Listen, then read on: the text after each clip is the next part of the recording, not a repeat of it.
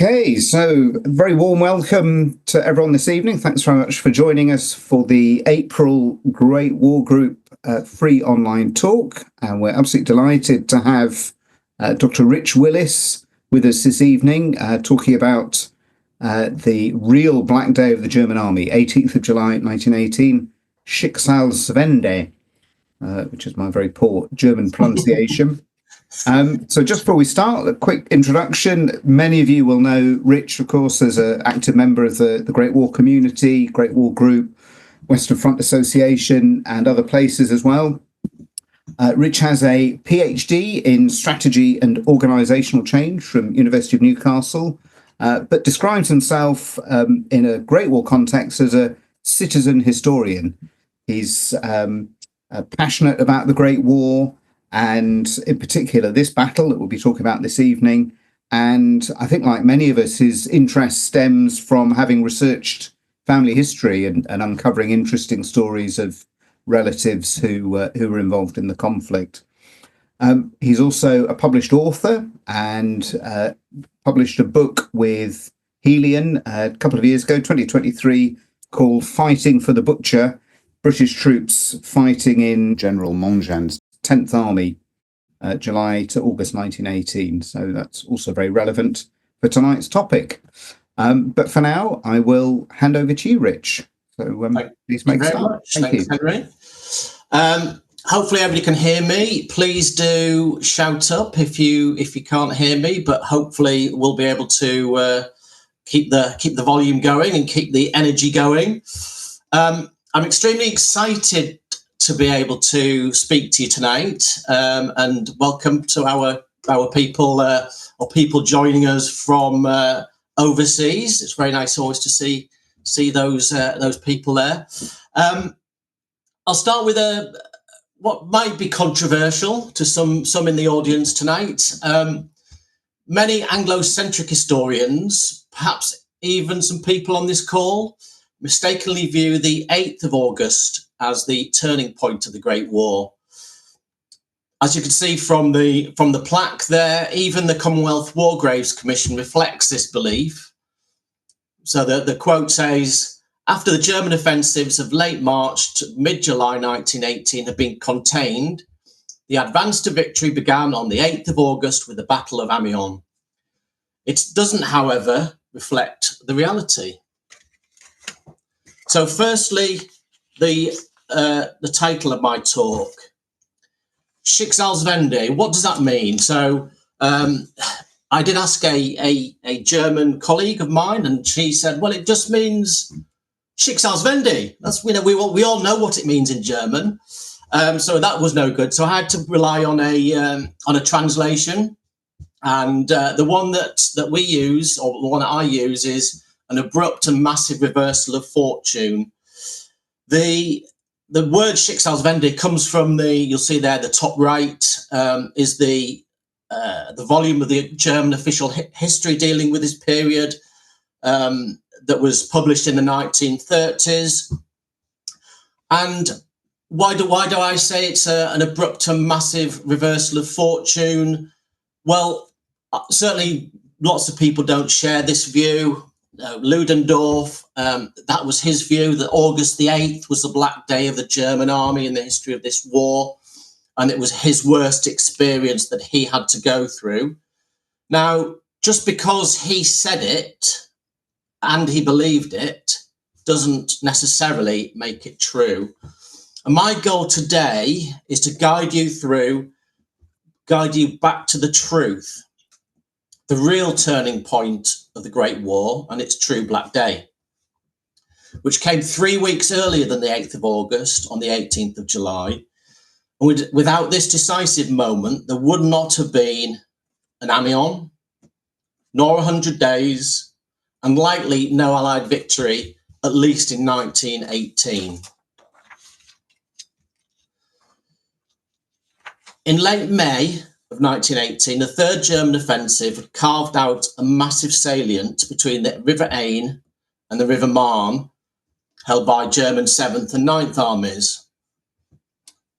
But the Germans knew that by the summer of 1918, time was rapidly running out. The arrival of the AEF, especially since the spring, had meant Entente forces now outnumbered the Germans on the Western Front, and the inflection point had arrived. Though Germany's offensives from March to June gained ground, none had been decisive.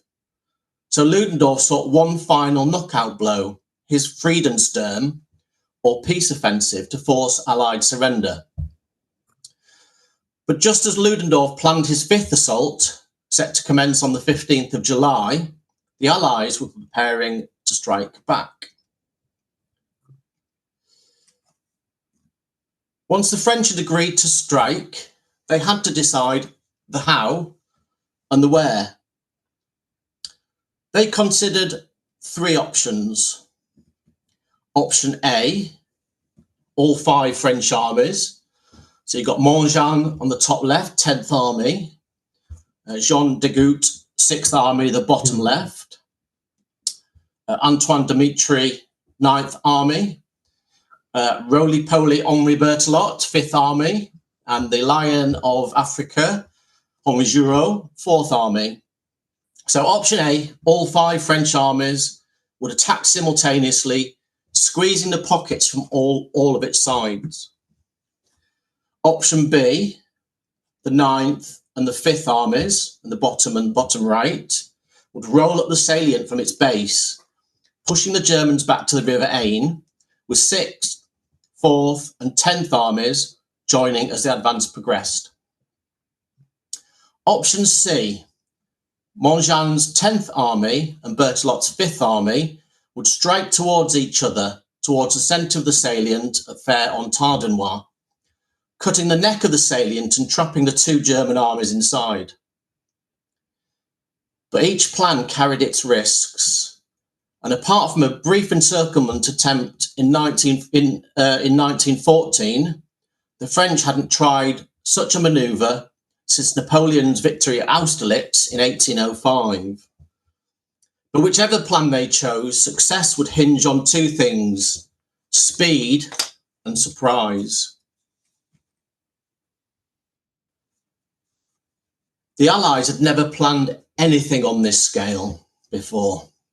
It would be the largest offensive on the Western Front from September 1914 to September 1918, involving 50 French, American and Italian divisions, supported by the largest number of guns, of aircraft and tanks ever assembled in the history of warfare, attacking along a huge front of 120 kilometres. You've got to remember the last time that the French had tried to win the war with a decisive blow under Robert Nivelle in 1917, it had ended in disaster. And if this failed, there'd be no second chance. For the Allies, it would be game over. Foch and the French knew they were going all in, one final desperate roll of the dice. Still, despite the risks, they believed option C offered the best shot at victory for several reasons. The Germans were focused on the Marne, so a strike elsewhere could catch them off guard. It required fewer reinforcements from just 2 armies, and the Germans were weak along the salient flanks, especially facing Montjean's 10th Army. So who is Charles Montjean? He certainly remains a controversial figure, with opinions sharply divided. Indeed, his most often quoted line, "Whatever we do, we lose a lot of people," is cited as proof of his disregard for his men's lives. The issue, however, is that this quote is repeatedly taken out of context. Yes, he wrote it to his wife, but the broader meaning of the letter is rarely acknowledged. No one would mistake Montjean for a Monash, a Curry, or a Plumer, let alone a Pétain, all known for their care towards their troops. But is that comparison fair? Henri Giraud, commanding 4th Army on the opposite side of the Marne salient, was known as the Lion of Africa, and is remembered as one of France's most effective generals. having lost his right arm to a shell at Gallipoli, yet he remained a respected and visible leader. Like Montjean, Giraud was often seen at the front, speaking with the poilus in the trenches. So why is one remembered as a lion and the other as a butcher? Maybe we'll come back to that if time allows. So here's what we know about Montjean. Born in Sarrebourg, Lorraine, near the German border, he grew up under the shadow of France's 1870-71 defeat and developed a deep hatred of the Germans. Before the war, he served in the colonies, earning a reputation for personal bravery and leadership. He was wounded 3 times, shot in the hand, the thigh and the jaw, and even once struck by an enemy arrow. He was well known to the French public, and at the outbreak of war, he was the youngest general in the French army and widely seen as France's top colonial soldier. But he'd been sacked twice and reinstated twice, most recently in June 1918 when given command of 10th Army, where he led a successful last-minute counterattack that earned him renewed confidence from both Foch and Clemenceau. Still, Montjean was far from universally liked, particularly within French high command, and some disliked him, others openly despised him. French Commander-in-Chief Pétain believed Montjean was an inferior colonial officer, schooled in minor conflicts in Africa, and something of a butcher. Yet despite this, and despite calling Montjean a dangerous man who needed to be contained, Pétain also believed that if reined in, he could render great service to the country. Pétain's dislike for Montjean was no secret. The two had beef. They first clashed in August 1914, when they stopped for lunch at the roadside. Pétain pulled out cold meat, bread and cheese, eating off his lap. Montjean, meanwhile, had his staff rustle up a steak, some fried potatoes and some salad, and a bottle of wine all on a makeshift table. Irritated, Pétain snapped, "Don't you know we're at war?" Montjean shot back, "That's exactly why I need to be well fed. I've been at war all my life and never felt better. You've been at war for 15 days and you're nearly dead." Montjean didn't win many friends among his superiors. His former boss, Robert Nivelle, called him pig-headed and effectively threw Montjean under the bus, blaming him for the failed offensive in April 1917. His direct superior, Émile Fayolle, once referred to him as this devil of a man, and Prime Minister Paul Ponlevy had to have Montjean physically removed from his office after a heated argument over who was to blame for the Nivelle disaster. It wasn't Montjean.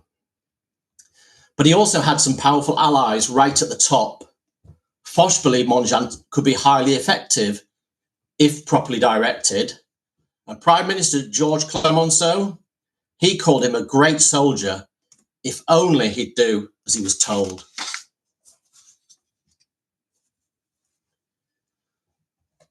On the 14th of June, Foch ordered Pétain to begin plans for the general organisation of an offensive action against the enemy salient. By the 16th, he'd instructed Fayolle, commander of the Groupe d'Armée de Réserve, the reserve army group, to prepare a methodical, intensive bombardment of the key German hub at Soissons. 2 days later, Fayolle passed the order to Montjean to draw up an action plan. And within 2 days, Montjean had submitted a bold 2-phased plan. Phase 1 would begin immediately and last 8 days, using only his current forces. And Phase 2 would require massive reinforcements, but trick the Germans into thinking it was all quiet and nothing to see. On the 22nd, Fayolle approved the plan, calling it well thought through and rational, and passed it to Pétain. 5 days later, the plan was approved in full, but Pétain insisted that Montjean must maintain secrecy at all costs. You've got to remember that for two men who disliked, perhaps even hated Montjean, their swift approval spoke volumes about the quality of his work. Montjean wasn't naive. He knew they wouldn't accept anything overly ambitious, and that either of them would reject a flawed plan outright. But this plan was bulletproof. It was comprehensive, coherent, and ready to lead the first major Allied counteroffensive in over 8 months. With approval granted on the 27th, Phase 1 began immediately. A series of small-scale operations designed to train his troops in tank-supported assaults were launched, which probed for German weak points, but importantly, without tipping off the enemy. Each attack varied in size and approach, targeting different parts of the line. The first two operations captured 2,000 prisoners at the cost of only a handful of French casualties and reclaimed key villages. The willingness of German soldiers to surrender rather than fight was a clear sign morale was crumbling fast. Phase 2, running from the 6th to the 17th of July, was even more successful.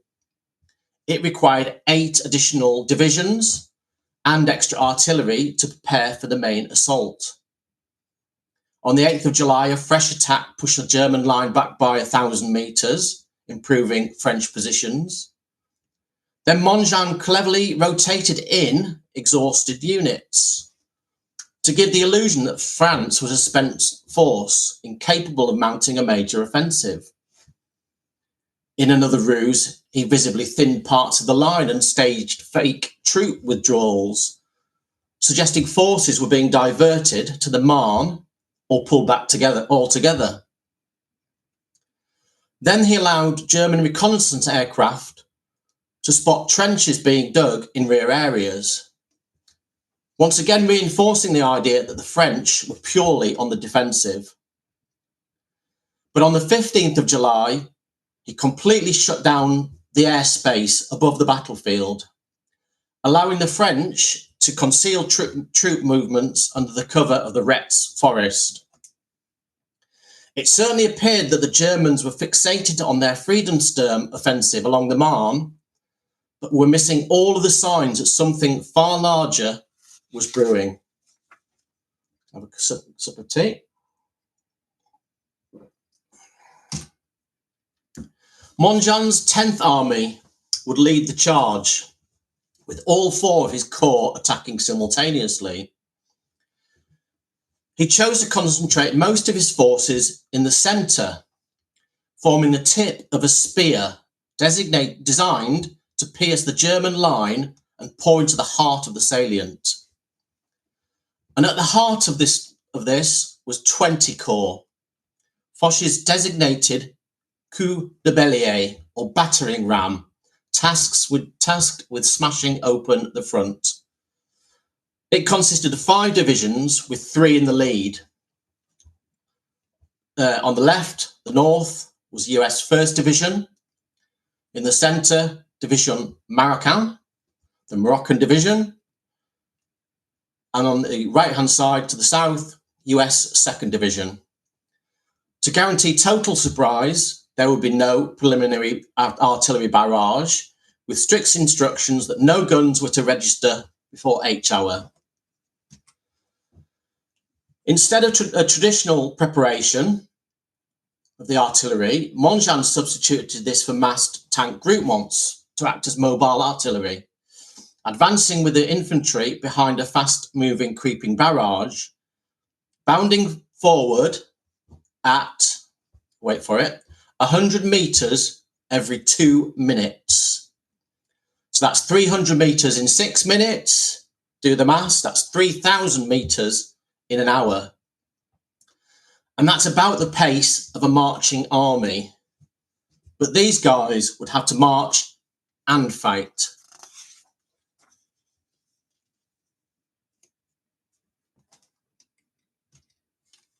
But unfortunately, due to numerous factors, there was little coordination among the divisions before the attack, and each chose a separate method. US 1st Division lined up with its 4 regiments side by side, supported by two groupements of tanks. The Moroccans deployed its 1st Brigade up front, with the 2nd Brigade set to pass through or leapfrog once it reached the intermediate objective. While US 2nd Division, the 5th Marines covered one half, while the 9th and 23rd Infantry took the other, but 6th Marines was held back in reserve by 10th Army and wouldn't be involved on the 18th. The fighting units, particularly 2 American divisions, were not without their own limitations. 1st Division was relatively inexperienced, with its only major engagement being the Battle of Contigny, a brief operation involving just half the division and lasting less than 90 minutes. Whereas 2nd Division was arguably the most battle-hardened unit in the AEF, having endured 40 grueling days of combat in and around Belleau Wood. Yet despite their differences, both divisions were rushed to the front at the last minute. Maps were in short supply, battle orders were so vague that they were nearly useless, and several first wave battalions lacked essential equipment, flaws that would soon come at a cost. It's also worth giving you a glimpse of the Division Marocain, and please excuse my very poor French translation of the or interpretation of the regiments.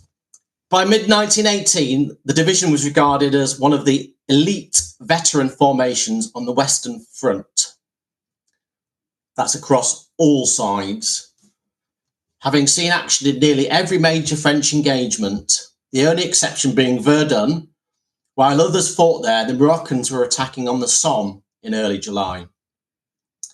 In April 1918, they were among the first French divisions rushed north to help shore up the crumbling lines of Gough's 5th Army. And just weeks later, in late May, they were called upon again, this time to stand firm against the ferocious German Blucher offensive, which was marauding towards the River Marne. This division was unlike most French divisions. Firstly, its troops wore colonial khaki uniforms similar to the British khaki, rather than the standard bleu horizon. Second, it retained a 2 brigade and 4 regiment structure, just like the American divisions, giving it 12 battalions instead of the typical 9. And despite its name, it was only called the Division Marocain because it had been stationed in Morocco when war broke out. Its makeup was as diverse as it was formidable.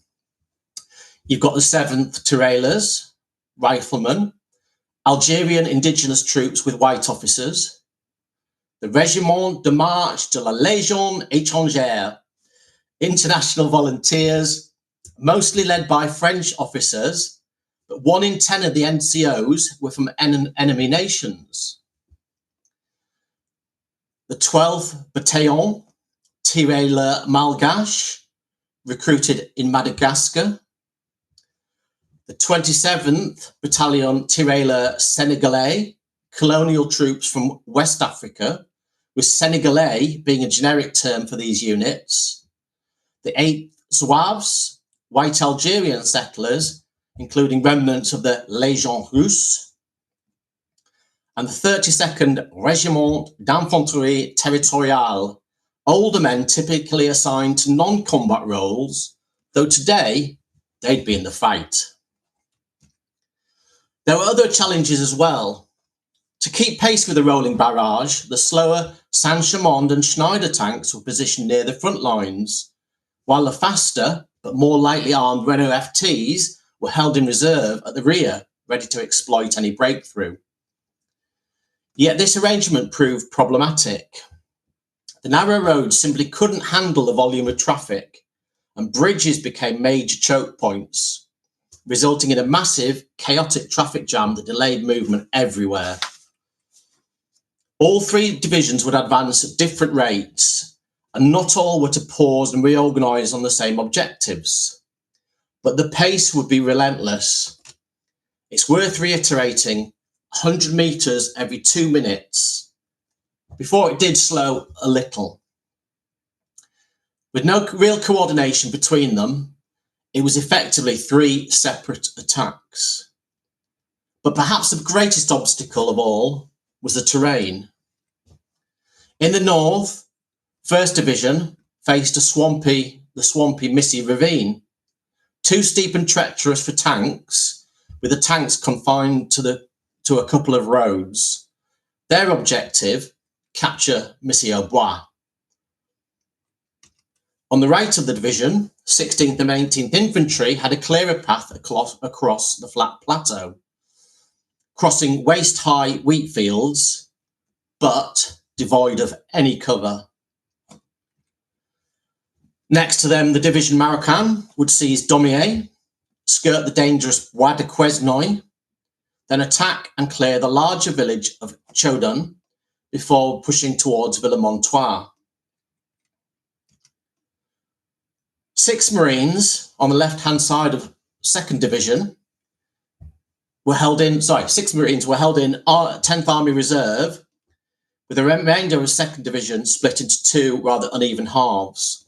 5th Marines would attack from within the cover of the Retz Forest, while 9th and 23rd Infantry attacked across exposed ground to the right, aiming for Beaucastel Ravine and the village of Vierzy.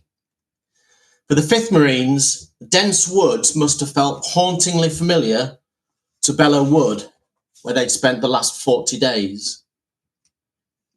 Adding to the challenge, several large fortified farms dominated the landscape, and each one would have to be cleared in turn. One final complication came from the need for the Moroccans, US 2nd Division and French 38th Division to the south, to execute a coordinated wheeling manoeuvre from northeast to east, then southeast around the first objective. So let me take you through the battlefield a little bit. So this is my map. So it's a Richard Willis special. Let me take you through a few bits on the map. So I think you can see my mouse. So this is the road that goes. So Soissons is up in this top corner. The road goes all the way down to Paris, and then we've got the Retz Forest on here and the Bois de Quesnoy and a lozenge-shaped wood. We have 3 ravines: the Daumier Ravine, the Missy Ravine, and the Beaucastel Vierzy Ravine at the bottom. We have numerous villages. So we've got Daumier, we've got Missy au Bois here, we've got Chaudun, and we've got Vierzy. And then on top of that, we have several large farmsteads, which were all fortified by the Germans. We've got Maisonneuve, Beaurepaire, Vertefeuille, Translon, Cravenson, and these ones will play a really important part in the day's fighting. There are 3 objectives: the intermediate objective, the first objective, and the second or normal objective. Each square here is a kilometre, so you can see how big the ambition was. This was not a couple of 100 yards pushing forward. This is a big breakthrough operation. And opposing the Entente forces were 3 German divisions: 11th Bavarian in the north, 42nd Division in the centre, and 14th Reserve Division on the right-hand side, on the south, left-hand side actually. But it would be far from an even fight. Sickness and lack of reinforcements had dogged these tired divisions, with 42nd Division only rated as 3rd class, barely fit to hold the line, but little else. In contrast, 14th Reserve Division was rated as 1st class with an excellent reputation, but it too was severely under strength, averaging just 30 to 40 men per company, plus 2 light machine guns. Some units were in even worse shape. And there's one company from Infantry Regiment 22 had just 9 men, with another only having 15 and a single light machine gun. In contrast, the 2 American divisions were huge, outnumbering German infantry 5-1 in places, with the Moroccans not far behind. So what we've got here is we've got infantry strength, so just under 14,000 infantry in 1st Division, 9,500 infantry in the Moroccans, and 10,400 in the 2nd Division. Total divisional strength, so that's infantry, artillery, etc., everything else, 6,500 11th Bavarian, 5,800-ish for 42nd Division, and about 5,000 for 14th Reserve Division. Actually, on the day, it actually had part of another division to bolster the numbers. However, that didn't really help it, as they were fairly ineffective. So you can see there, this is just a very, very imbalanced defence versus attack, with far, far greater strength on the force of the attackers. 14th Reserve Division was significantly under strength and had to be reinforced with elements from the 47th Reserve Division. As a result, General von Eben chose to merge the 2 into a single fighting force. One significant factor at play was the outbreak of influenza across the German army. In July alone, a staggering 375,000 soldiers were out of the line, with some regiments seeing their numbers cut in half. The Germans had tried to establish defence in depth, but weeks of retreat had taken their toll. Continuous trench lines had never existed in this part of the front, and the main barrier was a thin strand of barbed wire stretching across open ground. The only real trenches were 2 disused lines running west to east, poorly positioned for defending a north-south front. The forward outpost line was not really a line at all, as it consisted mainly of scattered machine gun nests, spaced 100, 200 yards apart. But conditions weren't really much better behind the front. In one sector, 42nd Division had just 1 single battalion, perhaps 200 men, covering the area between the outpost zone and the main defensive position, more than a kilometre to the rear.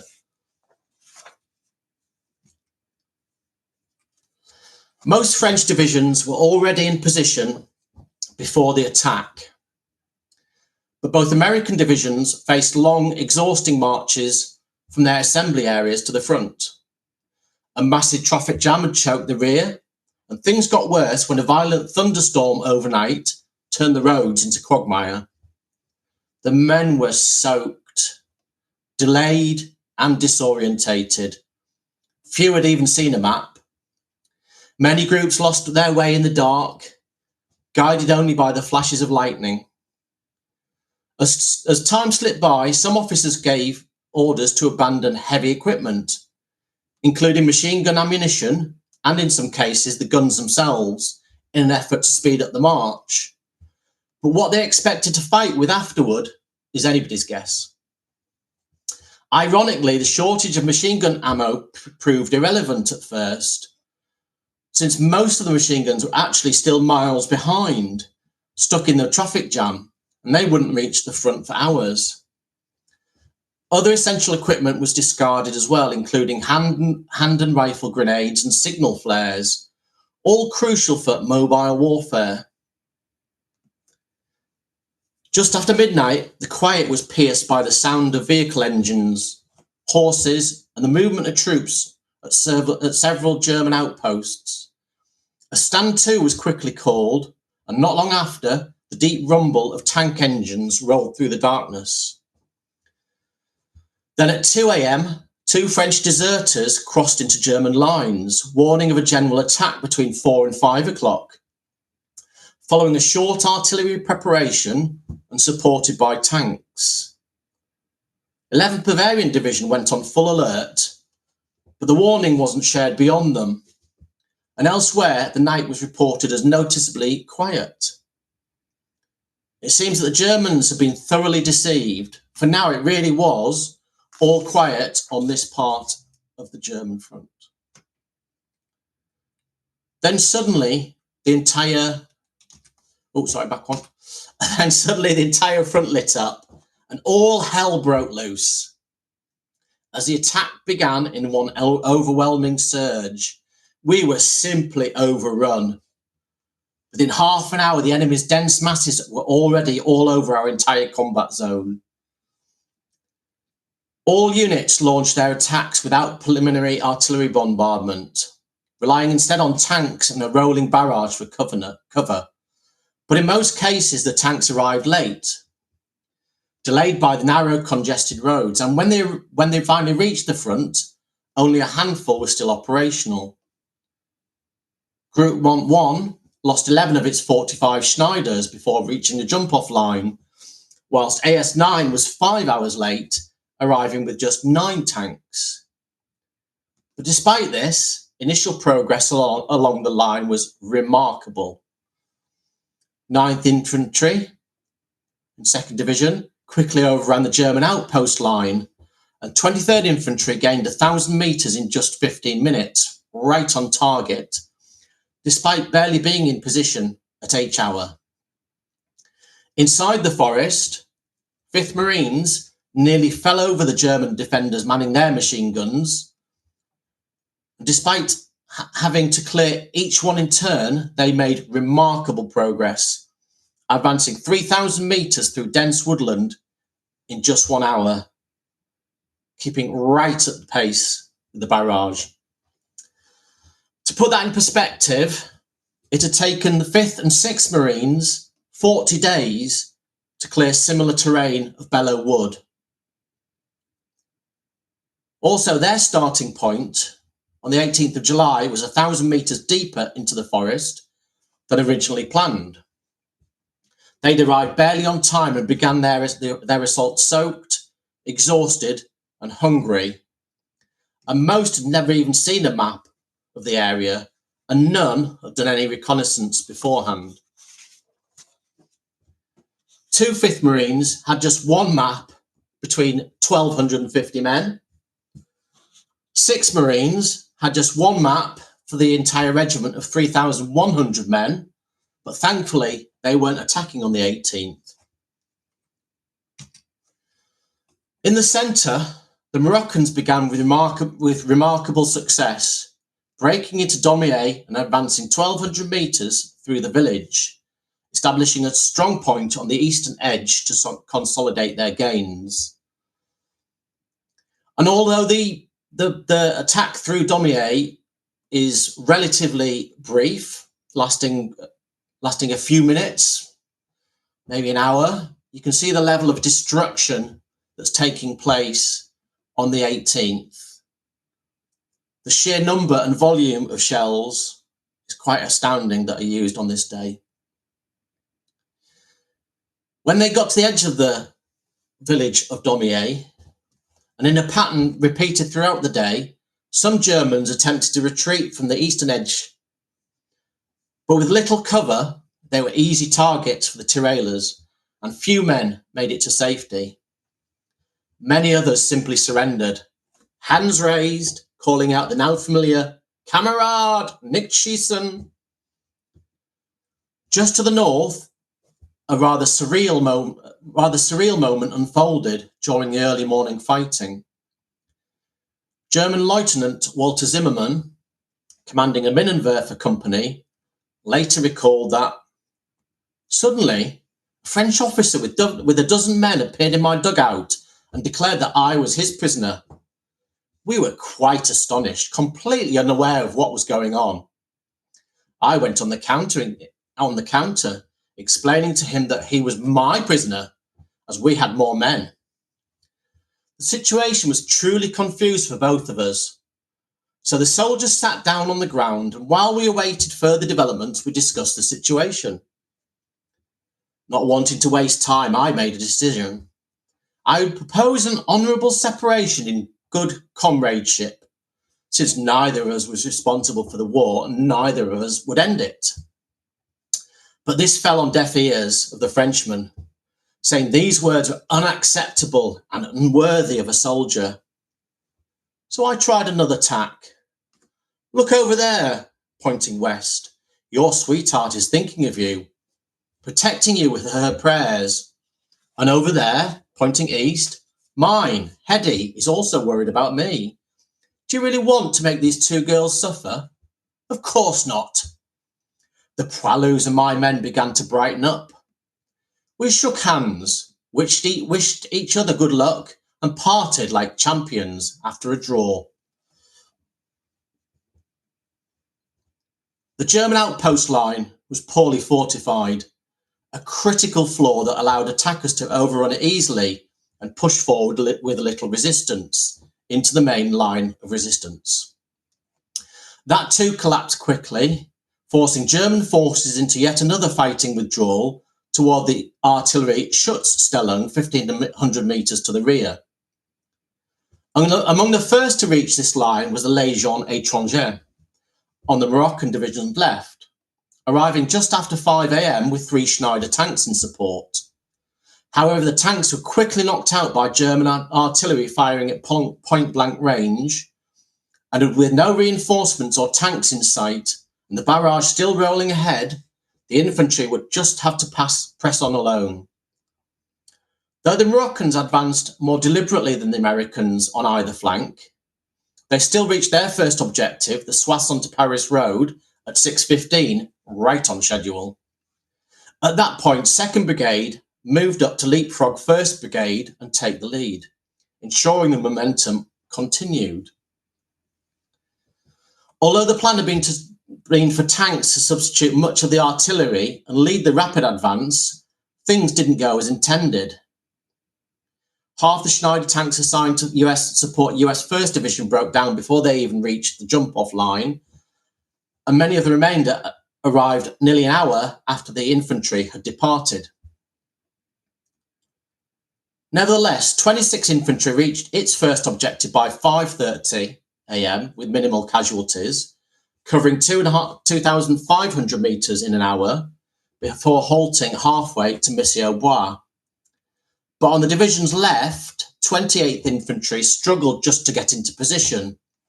The entire 3rd Battalion was missing, with no clear orders, and when an officer finally arrived, he was simply ordered to advance toward the sound of German guns. The early phase had gone remarkably well, with the advance surging forward across the front, and for the first time in years, it truly felt like a return to a war of movement.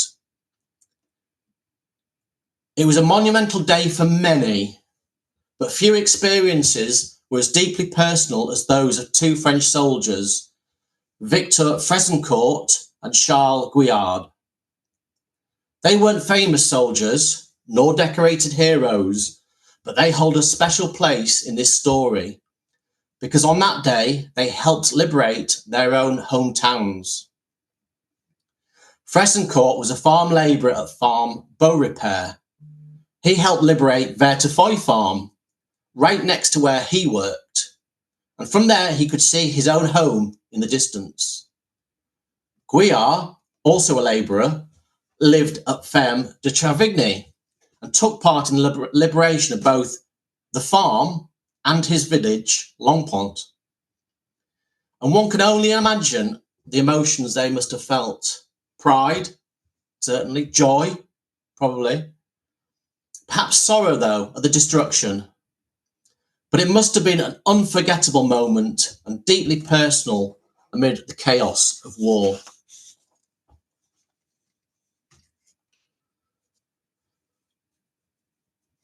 The rush to reach the jump-off line was already costing 2nd Division dear. Units were badly intermingled, coordination had broke down, and there was no contact with either flank, and they were being fired on from both the front and the left. Having passed its first objective, the division faced the challenge of executing the complex wheeling manoeuvre, ideally in sync with the Moroccans on the left and the French 30th Division on the right. But neither could be seen. Meanwhile, the Moroccans advanced steadily and deliberately, drawing on their hard-earned experience as they cleared Daumier house to house. Their sector was especially tough, since they had to push through a ravine, past the Bois de Quesnoy, and onto the plateau. Still, they reached the plateau and were now advancing towards Chodun, having taken remarkably few casualties up to this point. To the left, 1st Division, their 2nd Brigade was making painfully slow progress through the Missy Ravine. The steep slopes made it impossible for tanks, and those that entered faced serious risk from German guns hidden in the swampy floor. 26th Infantry cleared its section by 10 a.m, but to the left, 28th Infantry and 153rd Division were pinned down by fire from the northwest, with 28th forced to shift left to support the French, and it wasn't until the afternoon the enemy was finally driven out and Missy-au-Bois liberated. But valuable time had been lost, and it was now massively behind schedule, having long since lost the barrage. In contrast, 16th and 18th Infantry on the division's right advanced rapidly across the plateau. Encountering minimal opposition, they were able to stay close to the creeping barrage and suffered few casualties. But with 2nd Brigade bogged down in the ravine, their left flank became exposed and came under flanking fire, halting their advance. They now faced a critical choice. Should they dig in and wait for 1st Brigade to catch up, or pivot left and attack the guns enfilading their position? To aid the attack by 28th and 26th Infantry, out of the Retz forest came columns of French cavalry, as if on parade, crested helmets, lances and flashing sabres. To anyone untouched by the horrors of the day, it would have been an inspiring sight. But instead, a heavy silence fell. It said that even the German machine gunners took no pleasure in what they knew would be an easy slaughter. The charge began with all pomp, bugles sounding, pennants waving, the ground shaking under pounding hooves. As they picked up speed, a few shell bursts dotted the formation, but the full weight of war hadn't yet struck. That changed in seconds. The thunder of the charge met the harsh reality of modern industrial warfare. Men were cut down mid-gallop. Horses screamed and collapsed, riderless and wild. The charge faltered, then stopped, saddles emptying, animals falling, and the air filled with gunfire and agony. Just minutes after passing over the infantry, the surviving horses came tearing back, terrified, wounded, and out of control. It was a disaster, one of the world's most senseless acts. As night fell, soldiers on both sides focused less on fighting and more on ending the suffering of horses and men alike. The battle could wait until morning.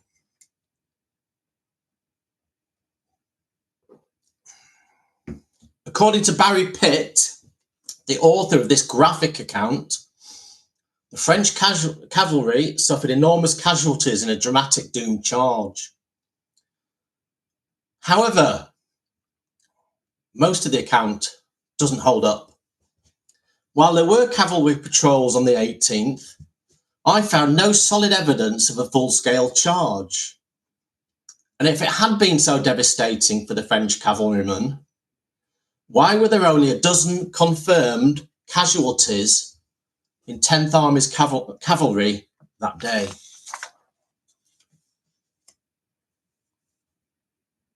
In a cruel twist of fate, the success of the advance pushed much of the field artillery to the edge of its range, causing fire support to weaken. And some batteries even stopped firing altogether as they prepared to move the guns forward. Yet with few tanks having yet arrived, infantry commanders faced yet another tough decision. Should they wait for the tanks to turn up or press on without them? But the real crisis was on the German side. By mid-morning, 11th Bavarian Division committed its last reserves, only for many of them to end up surrendering with little resistance. Corps Commander General Oskar von Vatter later admitted the grim truth. The infantry and artillery of 11th Bavarian Division and 42nd Division must be considered lost. So that's 2 German divisions effectively out of the fight, all before lunch. It was, however, arguably even more serious for German High Command.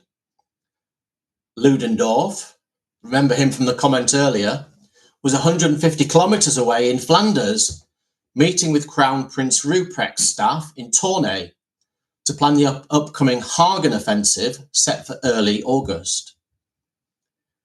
If there were any lingering doubts about the extent of the German surprise, Ludendorff's own words make the reality unmistakably clear. At the start of the day's proceedings, he confidently declared, I won't do the German accent, before we start our discussions on Operation Hagen, I want to quell any rumours that the French have major reserves in the Villers-Cotteret's forest. OHL, German High Command, has a reliable intelligence system. The enemy cannot possibly have combat-ready reserves available. OHL can state categorically that any such rumours are unfounded. But despite his earlier bravado, Ludendorff abruptly suspended the conference and phoned Crown Prince Wilhelm, ordering him to, quote, break up the rash attack southwest of Soissons. A clearly unimpressed Wilhelm snapped back that if it was so urgent, the Quartermaster General should return to his HQ and handle it himself. Ludendorff then ordered all offensive operations on the Marne halted and preparations made to withdraw remaining German forces back across the river.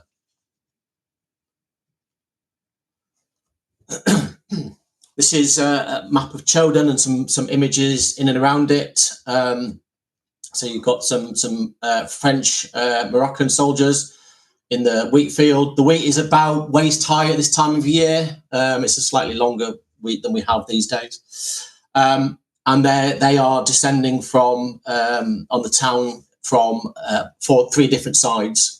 So also in the picture, so you've got Choden here, you've got Cravenson Farm, Maisonneuve Farm and Beau Repair Farm, these 3 heavily defended, heavily fortified farmsteads. So Choden, it sits on a slight rise across open ground, protected by those 3 heavily fortified farmsteads on the west and southwest. There's no doubt the village was taken, but who captured it? Despite it being 300 metres inside the Moroccan sector, both the US 2nd Division and the Moroccans claim the honour. One account credits the 17th Company of 5th Marines with seizing the village after sharp fighting around 8 a.m. So that's 5th Marines of 2nd Division. Another states the Germans were driven out by a joint assault from the south, involving both the Moroccans and the US 2nd Divisions. A third, more dismissive version insists that it was 5th Marines again, with some hangers-on, none of whom were from the 1st Division. In truth, the fog of war may have blurred the details, but the fighting was real and both sides, both divisions, played a part. By 8 o'clock, the Marines from 2nd Division had pulled slightly ahead of the Moroccans, who were still advancing from Domier, but exposed on their left, the Marines came under flanking fire from Choden and its 3 heavily fortified farmsteads. Compounding the confusion, many of 5th Marines had failed to execute the planned wheeling manoeuvre, and instead of pivoting southeast towards Vierzy, in the bottom right of this map, they had continued northeast towards Choden, with some even mistaking it for Vierzy, having never seen a map. As they advanced, they encountered a platoon from 18th Infantry. Now, 18th Infantry is actually in the US 1st Division, and they were fully 3,000 meters off course, having somehow managed to cross the entire Moroccan sector in the wrong direction. So they crossed their divisional boundary, the Moroccan divisional boundary, and we're now in the 2nd Division's boundary, the 2nd Division sector. Soon the Marines, though, were joined by men from the 9th and 23rd Infantry, as well as a group of Senegalese tirailleurs, and an ad hoc fighting groups formed, converging on Choudun from multiple directions. From the west, Zouaves and black Senegalese tirailleurs moved through the wheat fields, and from the north, 18th Infantry pushed down from the high ground. When the Moroccans arrived in the village, they found a chaotic scene. American troops assaulting the town from 3 sides with little coordination and no clear command.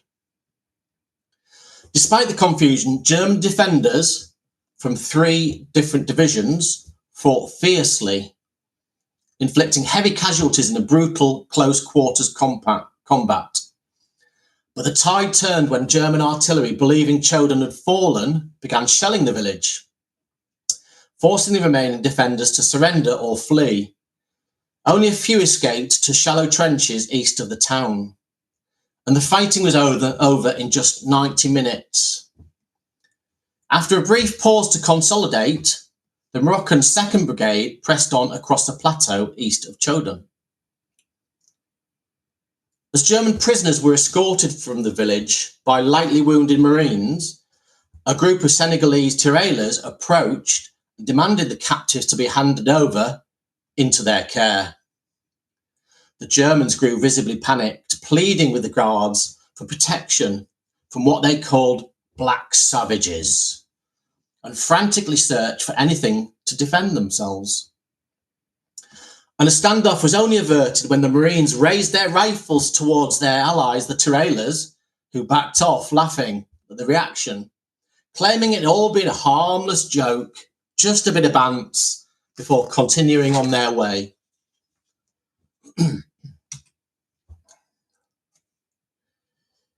As the US 1st and French 153rd Division struggled to push beyond the eastern edge of the Missy Ravine, attention shifted south towards 20 Corps, and the crucial question, could they take Vierzy, the last significant town under German control?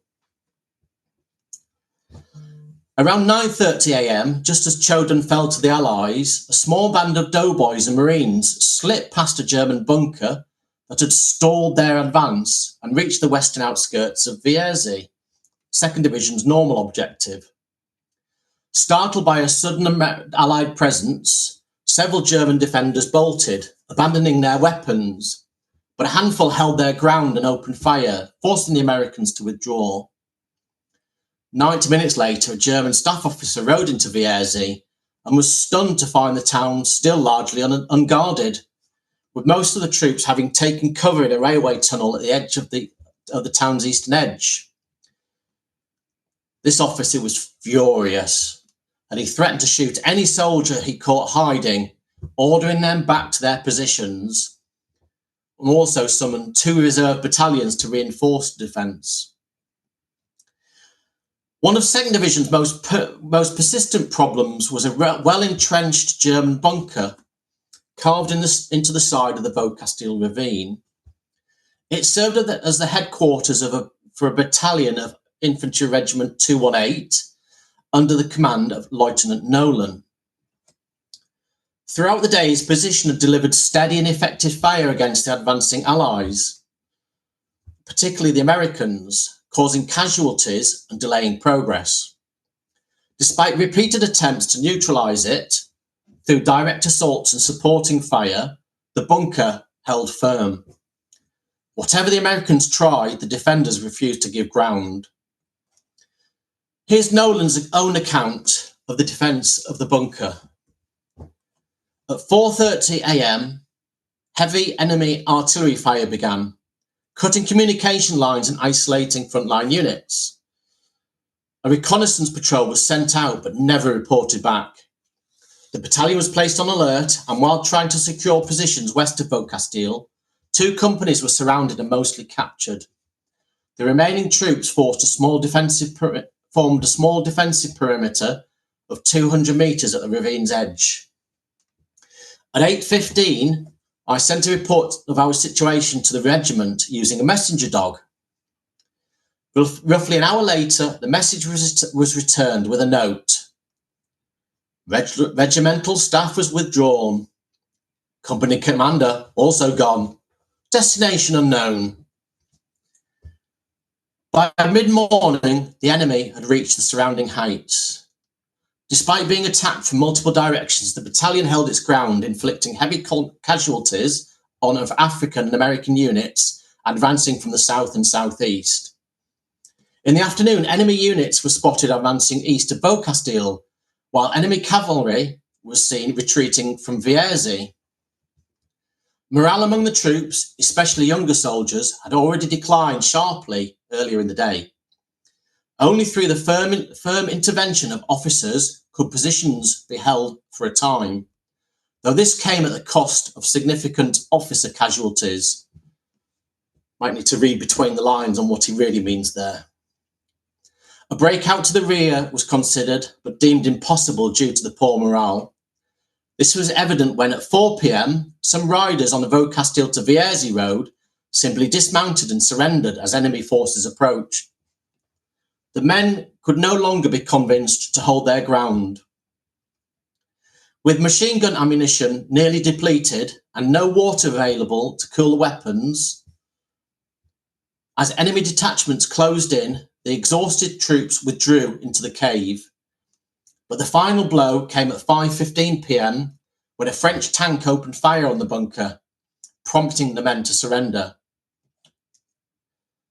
Despite this troublesome obstacle, 2nd Division's main problem was overextension. Its units were too spread out to mount a coordinated assault on Vierzy, and while contact with the Moroccan Division on the left was sporadic at best, there was none at all with the French 38th Division on the right. Compounding matters, the Moroccans were now pinned down in the wheat field between Chaudon and Charentigny, suffering heavy losses from German artillery positioned on high ground to the north, territory which technically fell within the 1st Division's sector. But until 1st Division could advance and eliminate the threat, the Moroccans remained badly exposed on their left flank and unable to support 2nd Division's attack. Meanwhile, the Germans were finally reinforcing their shattered line. Reserves of infantry and machine gun units began plugging the gaps, and every available artillery piece, whether repaired, salvaged, or rushed in from the rear, was thrown back into the fight. Were things about to go wrong for the Allies?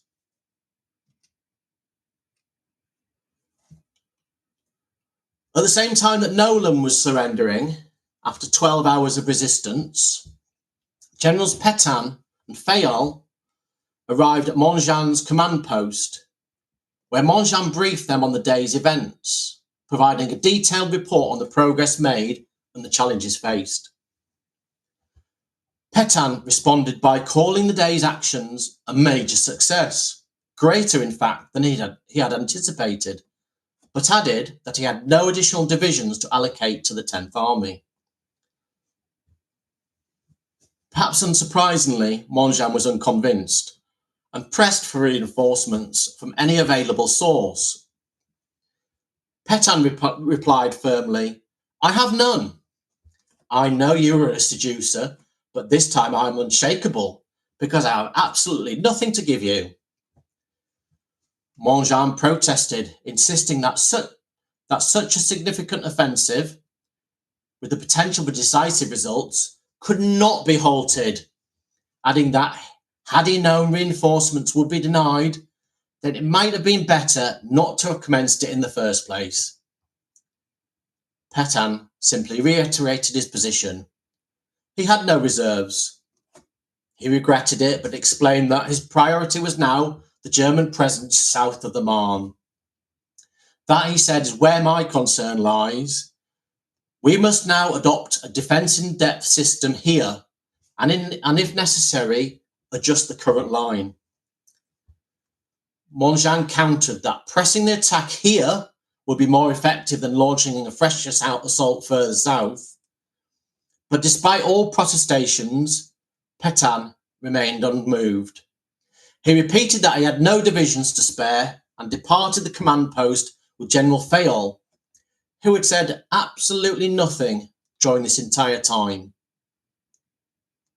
After their departure, Monjan paused for a moment, then turned to his chief of staff and said, "In short, General Pétain told me he would give me nothing, but he did not order me to stop the attack. So we will carry on with what we have. Issue the order immediately. The attack resumes tomorrow." Monjan then telephoned Foch's liaison officer, relaying the details of his conversation with Pétain, and urged him to locate General Foch without delay. He reaffirmed his support for Foch's directive to continue the offensive and stated that he intended to issue orders in line with that guidance. However, he anticipated receiving instructions from General Fayolle later that evening, compelling him to comply with Pétain's directive, which would force him to halt the operation, ending the call by stating that he would simply ignore them. Just how close did Monjan come to being dismissed for a third and final time? The coup de grace. As the afternoon wore on, more troops from 2nd Division gradually regrouped on the plateau north and west of Vierzy, preparing to renew the attack. But support remained patchy.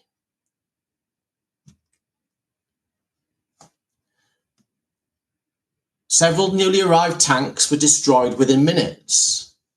Silhouetted beautifully against the clear sky, they made perfect targets above the ridgeline. The few tanks that survived quickly turned back, retreating without ever having fired a shot in anger. Having chosen to move forward and direct the battle in person, Brigadier General Hanson Ely, commander of 3rd Brigade, US 2nd Division, found himself in a bind. He was eager to launch an immediate assault on Vierzy, but both of his regimental commanders warned they wouldn't be ready before 7 p.m, and the French tank commander in his sector agreed, adding that without sufficient artillery support, the attack was unlikely to succeed. Ely faced a tough decision: strike at 6 o'clock with whatever forces and firepower were on hand, or wait an hour for the chance of stronger support, particularly tanks. The 5th Marine Machine Gun Battalion had just reached Bow Repair Farm, as had 2nd Engineers, but that was 3 kilometres to the rear, and while Major Lewis had ordered the guns forward, there was little hope they'd arrive in time. And what if the tanks were late, or the Germans used the delay to reinforce? To hell with it. Ely gave the order. The assault would resume no later than 6 p.m. 9th Infantry would lead the main attack on Vierzy across the 1,000-metre front, with support from 2 battalions of 23rd Infantry and 2 5th Marines. He could only hope the tanks would arrive in time to make a difference.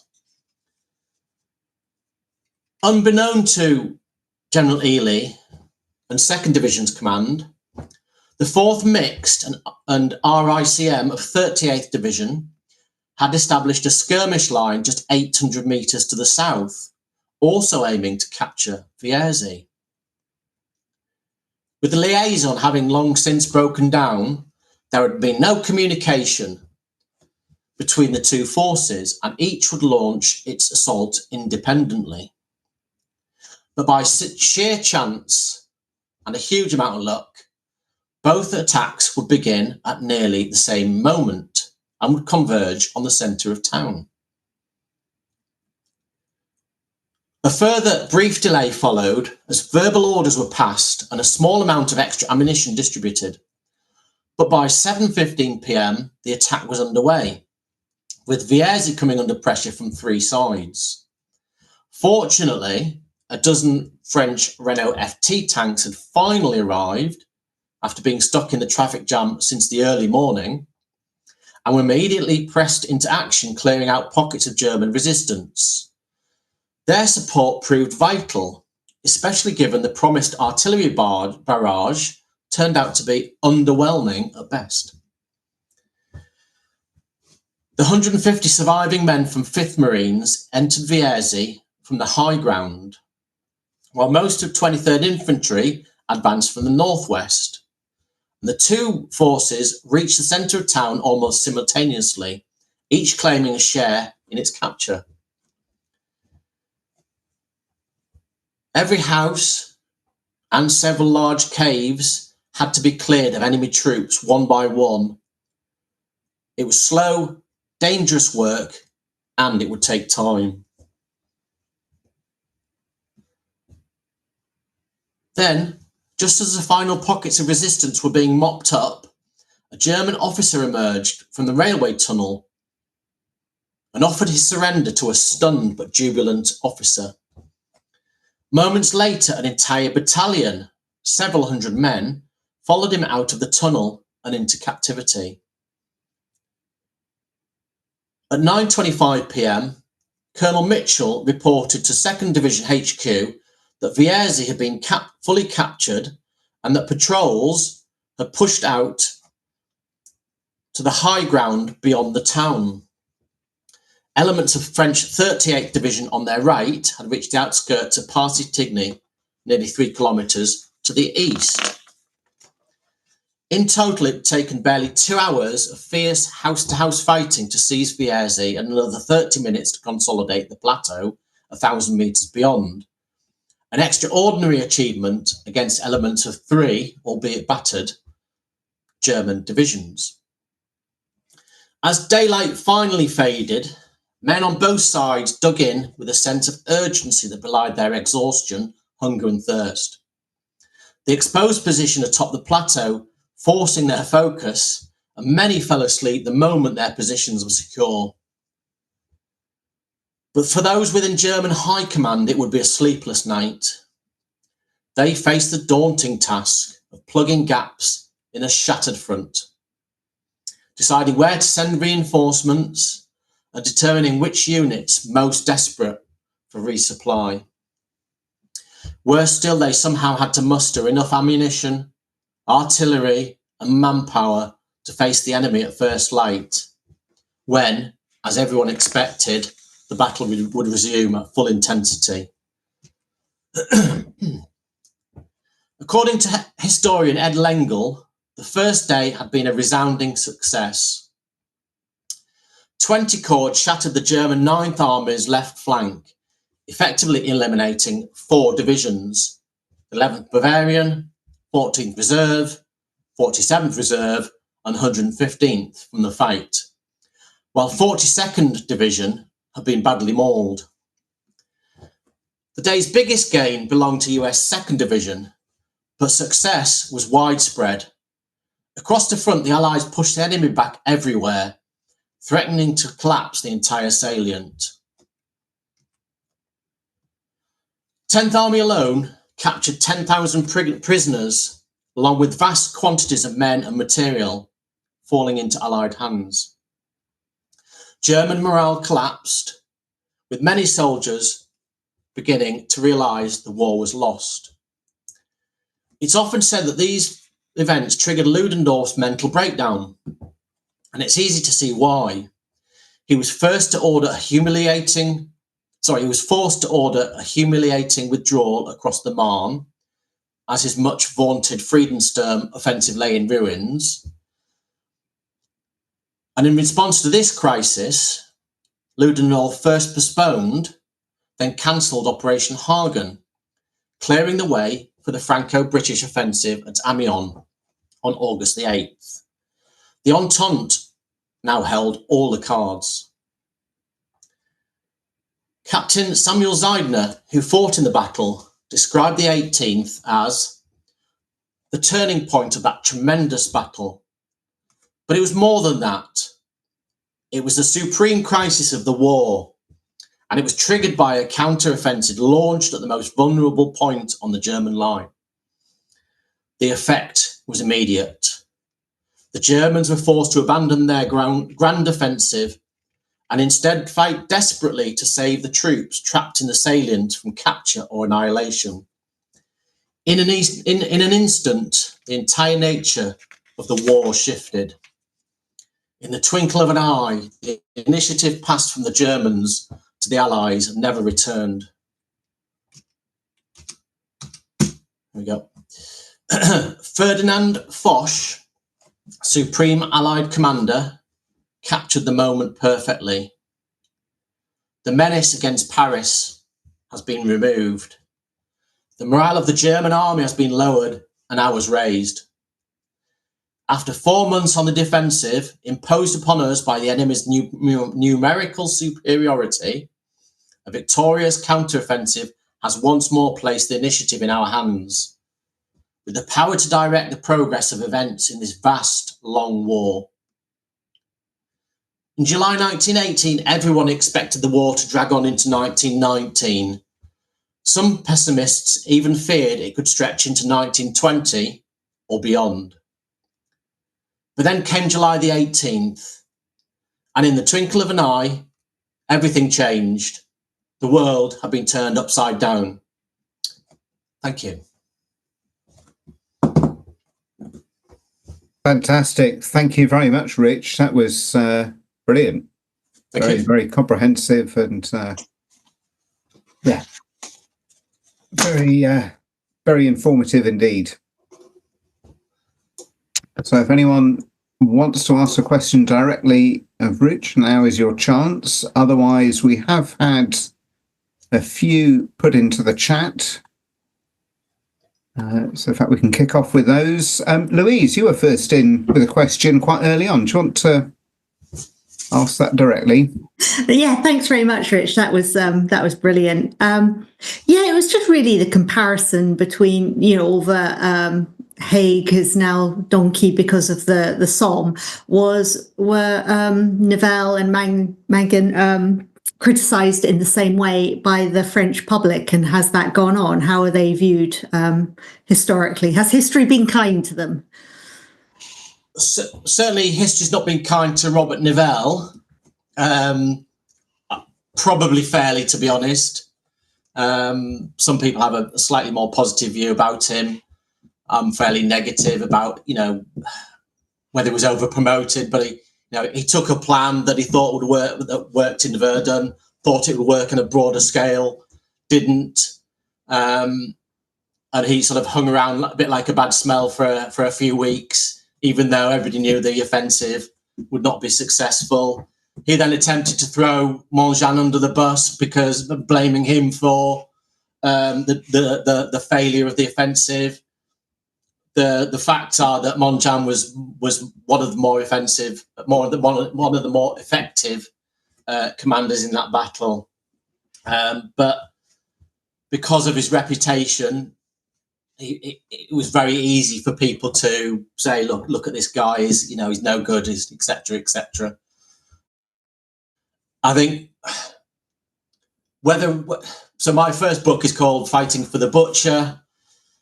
Probably when I wrote it, I considered he was a bit like that. I didn't have regard for his men. The more I've done the research into him, the more my view is changing. So his first time he gets sacked, for example, is at Verdun. When he's ordered to make an attack, he says, "No, I'm not going to do it. It's an attack for the gallery. So, i.e., it doesn't have merit. I'm not going to do it." He gets immediately relieved of command at that point. But he continues to go through the war with this reputation of being a bit of a butcher, as I say, the quote, "Whatever you do, you lose a lot of people," is routinely used to beat him about the head, to say, look, it doesn't care. It shows you don't care about the men. The actual quote is a lot longer than that. It's part of a letter to his wife. And it says, you attack, you lose men. You defend, you lose men. Sort of what, there's not a lot you can do about that necessarily. But he said, look, I lost 3,000 men the last 2 weeks. The guy to my left of me lost more men in the last 2 weeks. The guy previously to me lost more men previous to me. So, he's a pragmatic chap, really. He's not saying that, whatever you do, unfortunately, men are killed as a result of your actions. That doesn't necessarily indicate, I don't think, that he doesn't care about his men.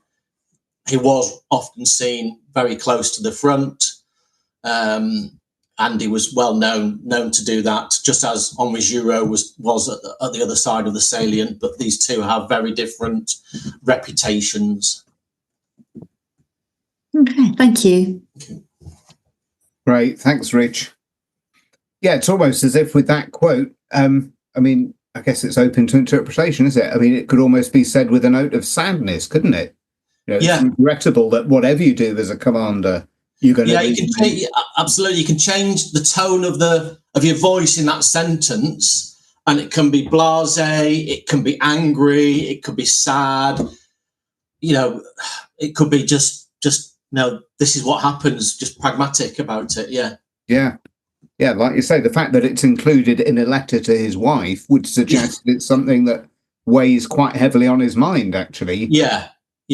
So his letters are absolutely fascinating. He doesn't pull the punches in these letters. There's dozens of, I think he writes to his wife pretty much every day.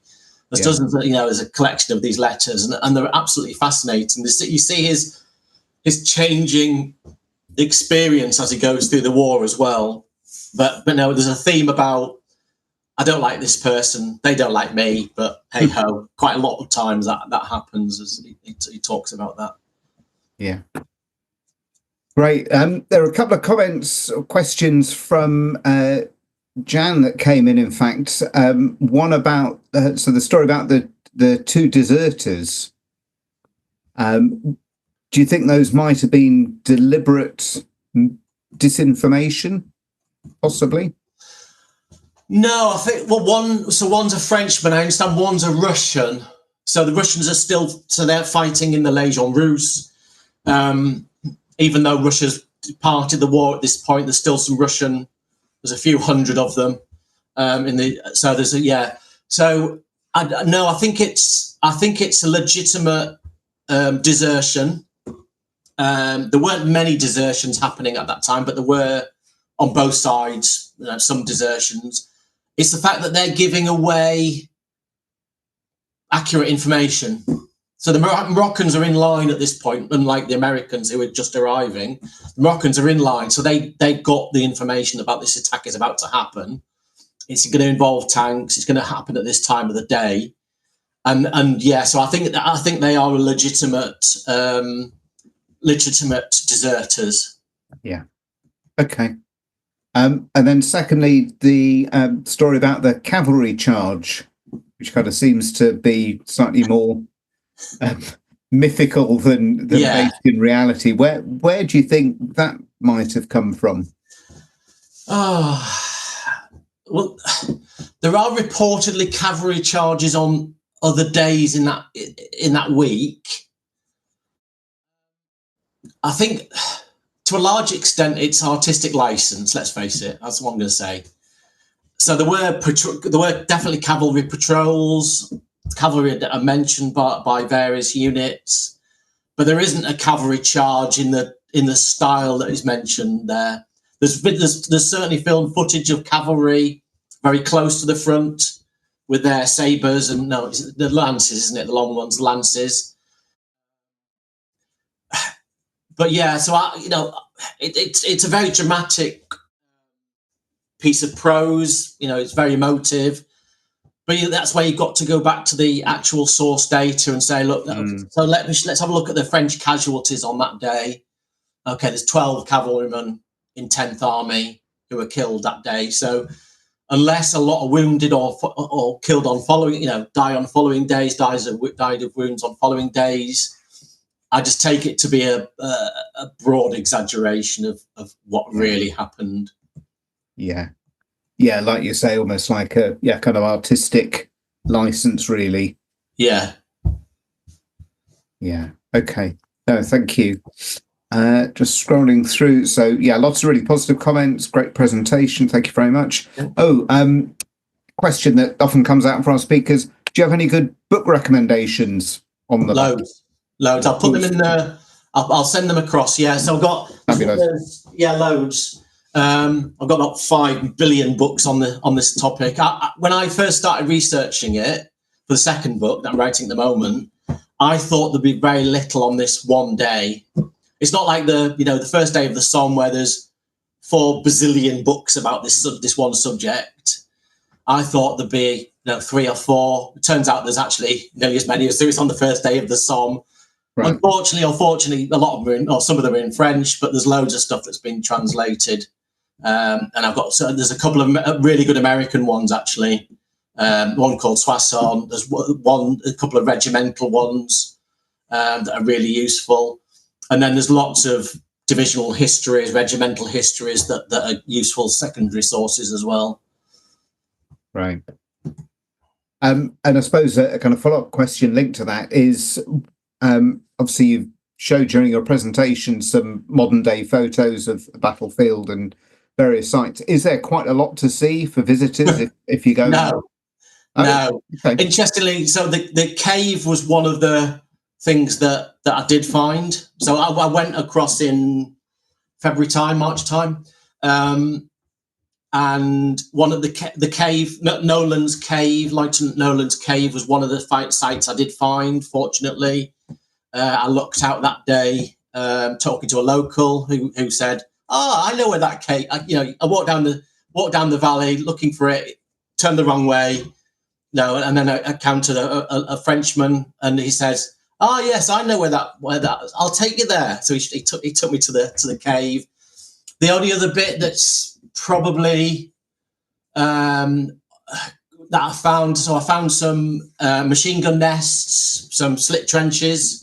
Mm-hmm. They were definitely there, and then I found a small piece of there is a trench line. There was a disused trench line. I found a 3-meter section of that. That aside, there's not much to see other than the houses and the villages and the fields and the woods are almost exactly the same as they were 100 years ago, 110 years ago. And I had a great pleasure of taking a flight. There's a small aerodrome, and I'd recommend if anybody wants to do this on your favourite battlefield. Find your local aerodrome, find the local pilot who does pleasure flights from that aerodrome, drop him some money and get above the battlefield. It's an amazing experience. It's one of the best things I think I've ever done. So I spent an hour up in the sky above that of my particular battlefield. Yeah. But yeah, there's not much there's no, as I say, nothing like the Somme or Verdun or wherever, where there's trenches and pillboxes, etc. The war passed over this in 1914 and back again very briefly later on in 14, and then it passed over again in 18 and then back across in 18. So, apart from that, it was pretty untouched by the war. There was some destruction particularly on the 18th of July. Most of the houses were bombed, etc., and destroyed. But yeah, that aside, it looks very similar to what it did 100 years ago. Okay, that's interesting. Yeah, Bart's just put in an interesting comment that the area wasn't part of the Hindenburg line. Correct. So the Germans had only been in place for a few months. Yeah, there wasn't any trenches. As I say, the only real defences, because also the Germans had their sort of front line kept being pushed back by the French, so they never got the opportunity to dig any sort of trenches, and they were only there for 6 weeks or so. in that particular part of the world before they get ejected out of it. Yeah. And I suppose, unlike that, say the kind of British areas of the Western Front, there's not going to be cemeteries and those. No, there are some cemeteries. So there's a British cemetery there at Rapparee. The British end up fighting there. There's 2 British divisions, 15th Scottish and 34th Division, which is where my family link comes in. They fight around there at the end of July, start of August. There's a cemetery at Buzancy, a cemetery at Rapparee, and there's a bigger cemetery at Villemontois, which is on the road from Soissons to Chateau Thierry. So they're quite a big. So that's got French, German, and British and Commonwealth graves on that one cemetery. Okay. That's quite a big one. It's got tens of that, about 10,000, I think, across the 3 nations there. Great. Okay. And then there was just, I think, a final question that came in from Mike, which was a good one. Question was, what happened to the attack on the other side of the salient? Good question. So the problem with that side, so it was meant to be a pincer movement from west and east, yeah? So on the west is Montjean's 10th Army, on the east is, as I call him, Roly-Poly Berthelot, big rotund chap on the 5th Army, coming from the east. The problem with the east is that 4th and 5th Armies had been attacked on the 15th of July in the Friedensturm offensive by the Germans, and they were still being attacked on the morning of the 18th of July with less intensity. So it took them a day or so to turn defence into attack, and they didn't really make much impact on the 18th itself. So had they done that, though, there is a chance they could have cut off those 2 7th and 9th German armies in the salient. As it happened, they managed to do a less than convincing strategic withdrawal back across the river, and then progressively back up to the River Ain from where they kicked off at the end of May. Excellent. Well, I think that brings us to a close. So thank you very much once again, Rich, for superb talk tonight. Really appreciate you sharing that with us. I'm sure that sparked a lot of interest in, perhaps a date that, some of us weren't so familiar with. And as you said at the start, particularly those, who have more of an Anglo-centric view, perhaps have less awareness of events. So that's been really good. And yeah, thanks. If you've got book recommendations, then very happy to send those around to other people. And of course, your own book. And you mentioned a second book that you're working on at the moment. Do you want to give us any details about that? Yeah, so it is just on the 18th. It's currently running at 280,000 words. I was meant to finish it last year. I'll probably finish it this year. There's still a bit more to do. My new best friend of ChatGPT is doing a very good job of translating the German war diaries transcribing them and then translating them into English. And so I'm doing a second run through those at the moment, because I've done it before, but it wasn't very good. I've not done a very good job. So I'm using a bit of AI and machine learning to get me through that. And that's proving a bit slow, but very, very, very useful. So yeah, that's going to be, I'm going to self-publish that one this time. So I'm going to keep more of the royalties myself than giving it to Helion. But so that's going to be a big old tome. I don't know whether I'm going to do it in 1 volume or 2 volumes. Because on a personal level, I really like the build up to the battle as much as the battle itself. I think it's really fascinating, that part of it, and how that all comes together or doesn't. I find it really, really fascinating, that part of it. So yeah. Yeah, excellent. Well, I'm sure there'll be lots of interest in that once that comes out. So it'll certainly help spread the word a little bit as well. Excellent. Well, thanks once again, Rich.